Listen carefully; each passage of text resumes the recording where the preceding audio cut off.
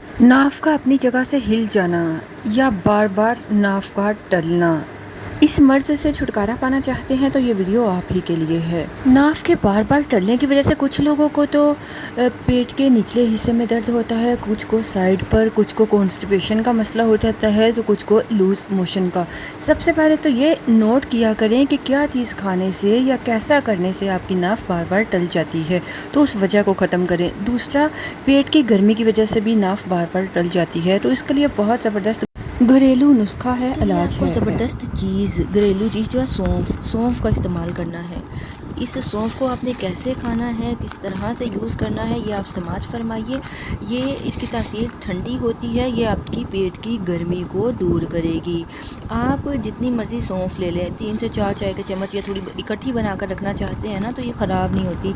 आप ज़्यादा सौंफ लेकर इसको पीस कर पाउडर बना लें। इसमें से जो तिनके से हैं ना सौंफ के, वो निकाल लीजिएगा। और ये जो सौंफ के अंदर वाले बीज होते हैं ना, ये बहुत फ़ायदेमंद होते हैं। ये नज़र की कमज़ोरी के लिए भी बेहद फ़ायदेमंद है। तो आपने इसको अच्छी तरह से पीस कर पाउडर बना लेना है। अब इस पाउडर को कैसे इस्तेमाल करना है ये समाज फरमाइए। आप तकरीबन ले लीजिए 1 कप या 1 गिलास पानी ताज़ा होना चाहिए, ठंडा ना हो। इसमें आप 1 चाय का चम्मच सौंफ का जो पाउडर है वो मिलाकर इसको पी लीजिए। रोज़ाना आप इसका इस्तेमाल करें, इंशाल्लाह आपके नाव टलने का जो मसला है वो ठीक हो जाएगा।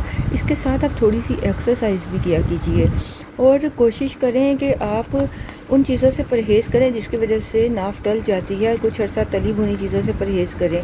इसके साथ साथ आप अगर इसका पाउडर बनाकर नहीं खाना चाहते, पीना चाहते, तो आप सौंफ को चबा कर भी खा सकते हैं। सौंफ में थोड़ा सा गुड़ मिलाइए और उसको चबा कर खा लीजिए, इंशाल्लाह फ़ायदा होगा।